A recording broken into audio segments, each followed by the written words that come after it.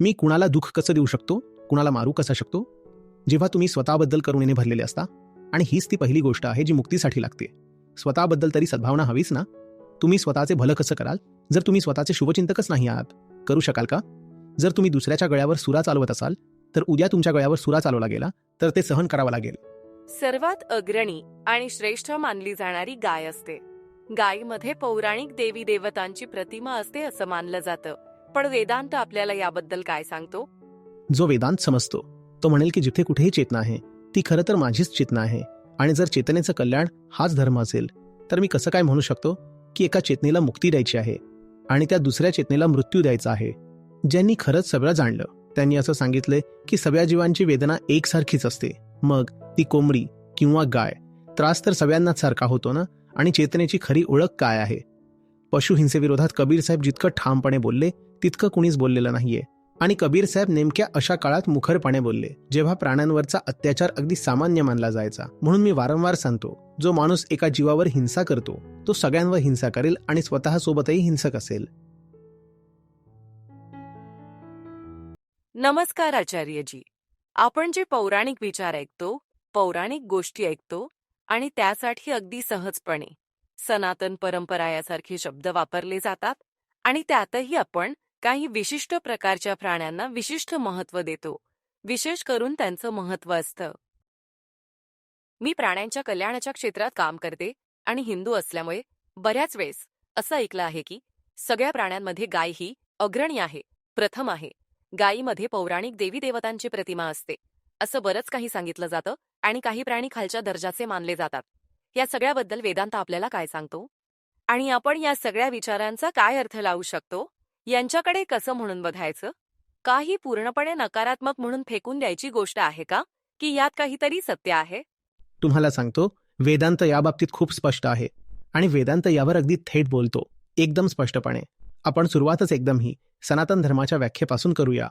चेतनेचं कल्याण हाच धर्म आहे, हीच तर व्याख्या दिली आहे ना.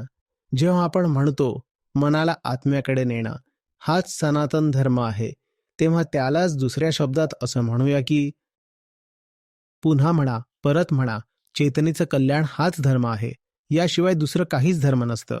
या व्याख्येत कुठे असं म्हटलंय का की फक्त माणसाच्या चेतनेचंच कल्याण करणे हा धर्म आहे?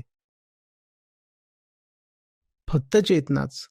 जिथे कुठेही चेतना असेल तिचं कल्याण करणे खरा धर्म आहे. आता पुढचा मुद्दा, तर मूळ स्वरूपात चेतना वेगवेगळ्या प्रकारांची, वेगवेगळ्या रंगांची असते का, की चेतना एकसारखीच असते?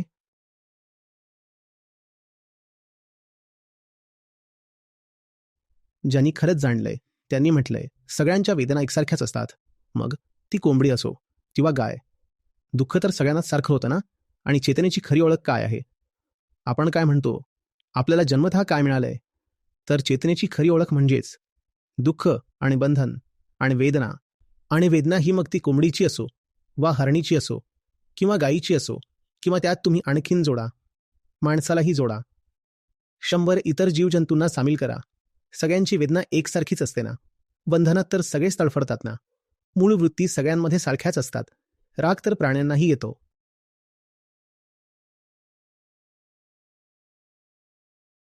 माणसांमध्ये जी आई असते, बाळ जन्मल्यानंतर लगेच तिच्यात ममता येते. गायीमध्ये सुद्धा ही ममता तशीच असते. आणि तीच ममता तुम्हाला इतर प्राण्यांमध्येही दिसते ना, पक्ष्यांमध्येही दिसते. तीच ममता तुम्हाला कोंबडीतही दिसत नाही का? म्हणजे चेतना सगळ्यात सारखीच आहे, फक्त ती वेगवेगळ्या प्रकारे व्यक्त होते.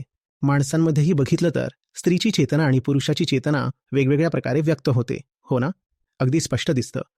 तुम्ही जर त्यांचं बोलणं ऐकलं तर लगेच समजून येईल, स्त्रिया बोलत आहेत का पुरुष बोलत आहेत. पण त्यांच्या मुळात जो चैतन्याचा घटक आहे तो एकच असतो. स्त्री ज्या गोष्टी बोलते आहे तिला अंतिमतः मुक्तीच हवी असते, कारण स्त्रीलाही जन्मापासून काय हवं असतं आणि पुरुष जो बोलतोय त्यालाही हेच हवं असतं, कारण त्यालाही जन्मापासून देहभाव मिळाला आहे. आणि दुःख तर सगळ्या जीवांना असतं. त्यामुळे ज्याला वेदांत समजेल तो म्हणेल चेतना जिथे कुठे आहे ती खरं तर माझीच चेतना आहे. आणि जर चेतनेचं कल्याण हाच धर्म असेल तर मी कसं म्हणू शकतो की या चेतनेला मुक्ती द्यायची आहे आणि त्या दुसऱ्या चेतनेला मृत्यू द्यायचा आहे? मी कुणालाही दुःख कसं देऊ शकतो, कुणालाही मारू कसा शकतो?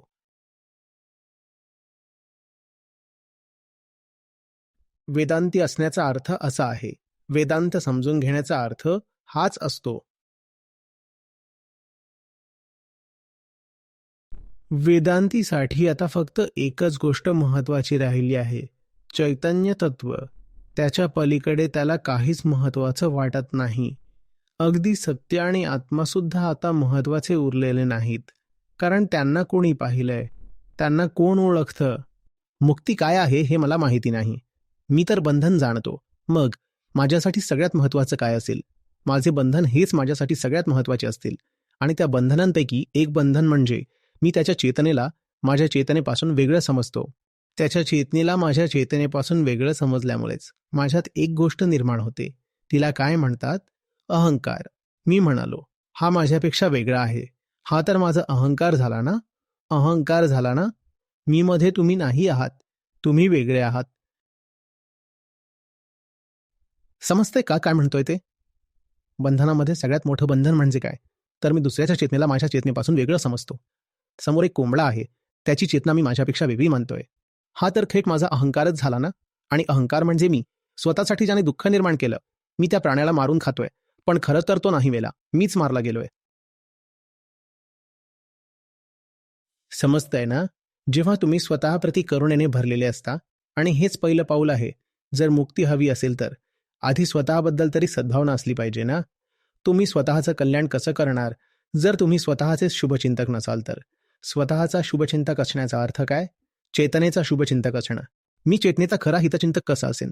जर माझ्यासमोर एक जिवंत चेतना उभी आहे आणि मी तिच्या गळ्यावर सुरा चालवायला तयार आहे, तिला खायला, तिचं मांस, अंडी किंवा तिचे फर या गोष्टी तिच्याकडून घ्यायला, तिला लुटायला तयार आहे, जेवढ्या पद्धती दिसतील त्यांनी त्या प्राण्याला त्रास द्यायला जर मी तयार असेन, तर मी हितचिंतक कसा?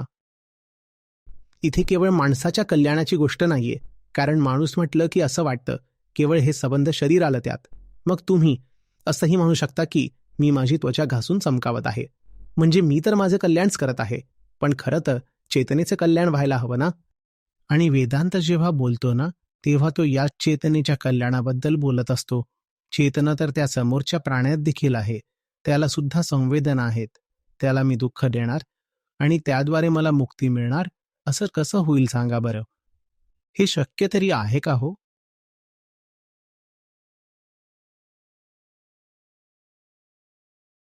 जर मी त्याच्या चेतनेला दुःख देऊ शकतो, तर म्हणजेच मी चेतनेलाही दुःख देऊ शकतो.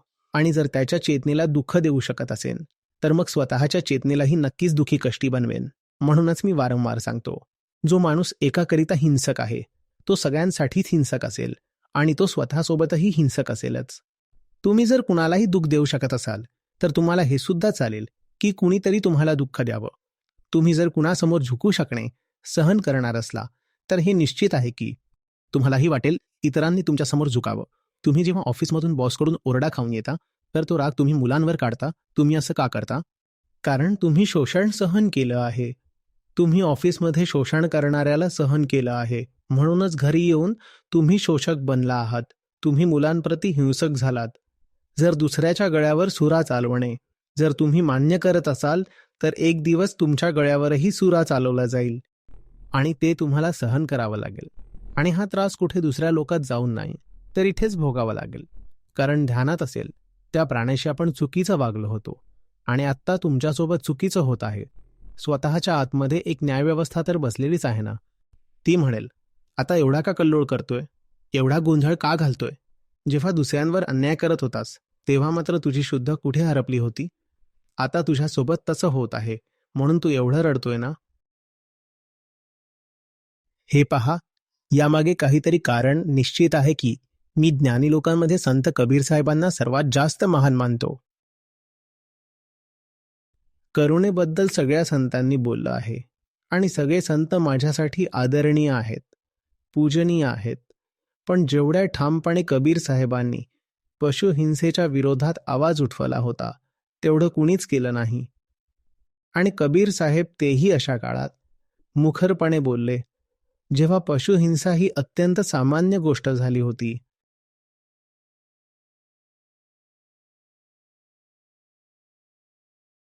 मुस्लिमांमध्ये मांस आणि गोष्ट खाण्याची परंपरा आधीपासूनच होती आणि हिंदू लोकांमध्ये सुद्धा प्राण्यांवर अत्याचार होत असत, कर्मकांडांमुळे तेही पशुबळी देत असत.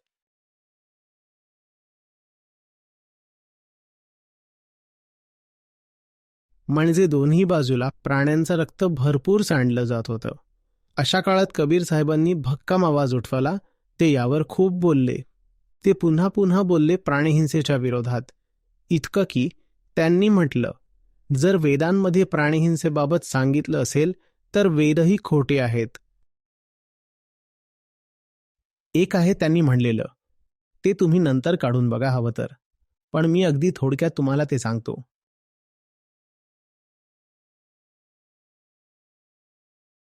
अश्वमेध अजमेध गोमेध असंच काहीतरी करून कबीर साहेब म्हणतात की कहीं कबीर अधर्म को धर्म बतावे वेद. ते म्हणत आहेत की जर वेदांमध्येही अशा गोष्टी असतील ना, अजमेध म्हणजे बकरा कापणे, अश्वमेध म्हणजे घोडा कापणे, गोमेध म्हणजे गाय कापणे, या गोष्टी वेदांमध्ये लिहिल्या आहेत. आणि यावर कबीर साहेब थेट वेदांशीच भिडले. ते म्हणाले, जर तुम्ही मला वेदांचा दाखला देऊन हे सांगणार असाल की पशुहिंसा योग्य आहे, तर मी वेदांनाही नाकारून टाकीन, त्यांना स्वीकारणार नाही. पण त्या बिचाऱ्या प्राण्याबरोबरचा होणारा अन्याय मात्र मी अजिबात पाहू शकत नाही. संपूर्ण मांसाहारावर त्यांच्या साख्यांचं एक संकलनच आहे. कोणी जर मला ते आणून दिलं तर मी तुम्हाला ते ऐकून दाखवू इच्छितो. पूर्ण साखी ग्रंथ तर इथे नाही आहे ना. संपूर्ण संकलन द्या मला. 30-40 साख्या आहेत.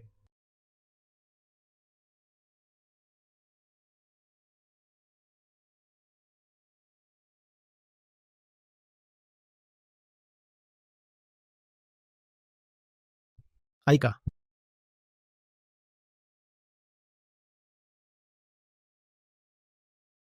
पुढच्या वेळेस सत्रामध्ये येताना माझा चष्मा देखील घेऊन या. मांसाहारी मानवा प्रत्यक्ष राक्षस अंग, ताकी संगत मती करो, पडत भजन में भंग. कसलीही भेसळ किंवा कसलीही अनिश्चितता नाहीये यात. ते थेट म्हणतात, तुम्ही मांसाहारी असाल तर तुम्ही राक्षस आहात. तुम्हाला मी माणूस मानतच नाही. असा माणूस म्हणजे थेट राक्षसाचं रूप. मांसाहारी मानवा प्रत्यक्ष राक्षस अंग, ताकी संगत मती करो, पडत भजन में भंग. मांस मछलियां खात है. मांस मछलियां खात है. सुरापान सोहेत ते नर जड से जाएंगे, जो मुरी को खेत. तुम्ही फक्त वरवर संपवले जाणार नाही. जसा मुळा हा मुळासकट काढून टाकतात ना, तसं तुम्हालाही काढून टाकलं जाईल. तसाच तुमचाही अगदी मुळापासून नाश होईल. मांस मांस सब एक है. मुर्गी हिरनी गाय आखी देखी नर खात है, ते नर नर कही जाय. सगळ्यांचं मांस सारखंच आहे. असं म्हणू नका की फक्त काही प्राण्यांना मारणे. विशेषतः आपण गायीबद्दल म्हणतो ना की गौ हत्या पाप आहे. गाय पूजनीय असते, आईसारखी असते. आपण एकीकडे गायीला माता म्हणत असतो आणि दुसरीकडे कोंबडी बकरी यांना कापत असतो. म्हणून ते म्हणत आहेत, मांस मांस सब एक है. मुर्गी हिरनी गाय. आणि वेदना सगळ्यांना सारखीच होते, त्रास सगळ्यांना सारखा होतो. आता मांस खाणे हे खालच्या स्तरावरच्या चेतनेचं काम आहे. म्हणून त्यावर कबीर साहेब म्हणतात, ये कुकर को भक्ष्य है, मनुष्य देह क्यों खाए, मुख में आमिष मिली है, नरक पडे सो जाय. कुत्रा एक खालच्या चेतनेचा जीव आहे. त्याने मांस खाल्लं तर ठीक आहे, त्याला क्षमा करता येईल. पण जर तुम्ही स्वतःला माणूस म्हणून घेत आहात, मग तुम्ही मांस कसं खाल्लं? या दोह्याचा सरळ सरळ हा अर्थ आहे की जर माणूस असूनही तुम्ही मांस खात असाल तर स्वतःला कुत्रा म्हणून घ्या.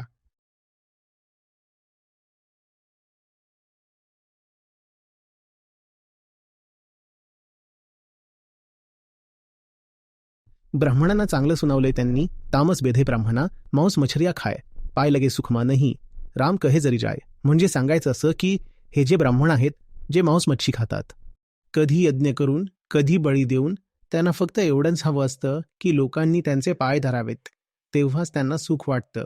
पण त्यांच्या तोंडून रामाचं नाव निघत नाही. राम बोलताना त्यांचं तोंड जळतं.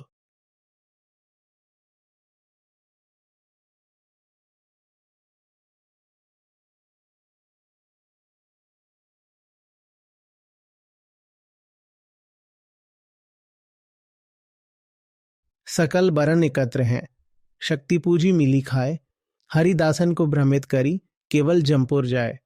हे जे तंत्रमार्गाचे लोक आहेत, जे शक्तीचे उपासक असतात, शाक्त पंथाचे, त्यांना साहेबांनी म्हटलं आहे.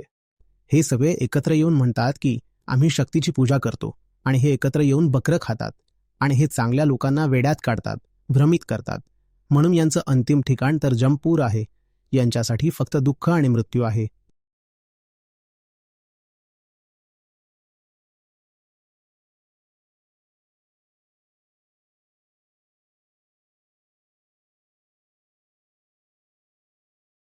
जीव हने हिंसा करे, प्रगट पाप सिर होय. पाप सबन को देखिया, पुण्य न देखा कोय. जर तुम्ही एखाद्या जीवाची हिंसा करताय आणि तुम्हाला वाटतंय की त्यातून तुम्हाला काही पुण्य मिळेल, तर ते पूर्णपणे विसरून जा. असं केल्याने फक्त पाप माथी लागतं. हा दोहा देखील त्याच प्रकारातील आहे.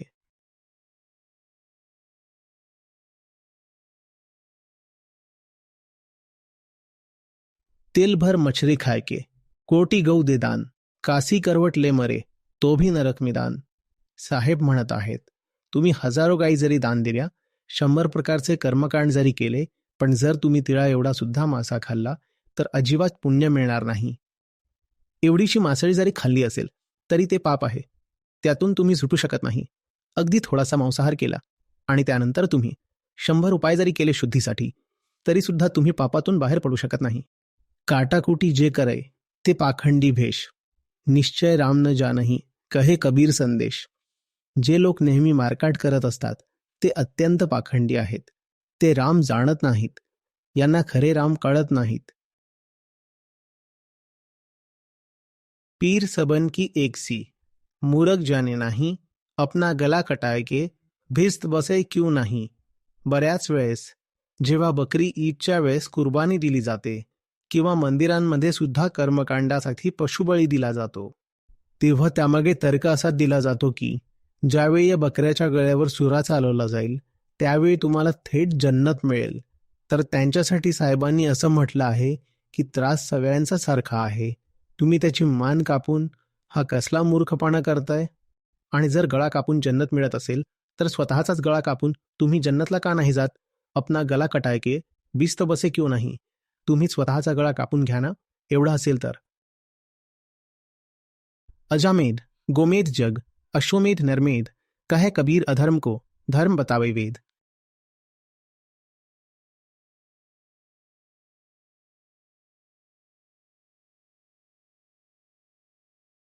जा का गला तुम काटियो, सो फिर काट तुम्हार. ज्याचा गळा तुम्ही कापता आहात, खरं तर तुम्ही त्याचा नाही, तर स्वतःचाच गळा कापत आहात.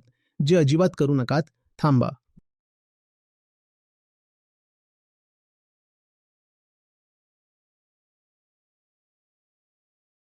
आणखी दोहे आहे. मुर्गी कहे मुलनासे, बकरी कहे मुलनासे, असंच काहीतरी आहे. खूप सारे दोहे आहेत असे, ज्यात बकरी मौलवीला काहीतरी म्हणतीये, माहिती नाही काय म्हणत असते.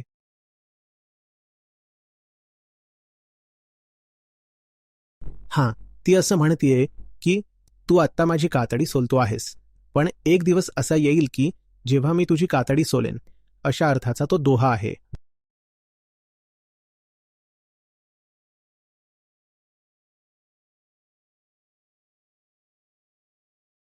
एकंदरीत इथे मुद्दा असा आहे की त्या जीवाकडेही तसंच पाहिलं जातंय जसा मी आहे. त्याच्याकडेही तितकीच चेतना आहे. जितकी चेतना माझ्यात आहे, त्यालाही एका व्यक्तीसारखंच पाहिलं जात आहे. त्यास मनुष्याचा दर्जा दिला जातोय. आणि जेव्हा तुम्ही एखाद्या जीवाला एखाद्या व्यक्तीसारखं पाहता, तेव्हा तुम्ही त्याला त्याचे व्यक्तिगत अधिकारही देताना, आणि या अधिकारांमध्ये सगळ्यात पहिला अधिकार येतो, तो म्हणजे जगण्याचा अधिकार. त्याला सुद्धा जगण्याचा अधिकार आहे ना. ही असली कुठली सभ्यता आहे जिच्यात एका जिवंत जीवाचा सगळ्यात मूलभूत हक्क त्याच्याकडून हिरावून घेतला जातोय. तो जगू इच्छितोय, तर तुम्ही त्याला का मारलं. फक्त एकच कारण आहे, तुमच्याकडे ताकद जास्त आहे म्हणून तुम्ही मारलं. आणखी दुसरं कोणतं कारण नाहीये. आणि आजकाल तर एक नवीनच युक्तिवाद सुरू झालाय. झाडांमध्ये आणि वनस्पतींमध्ये सुद्धा प्राण असतात.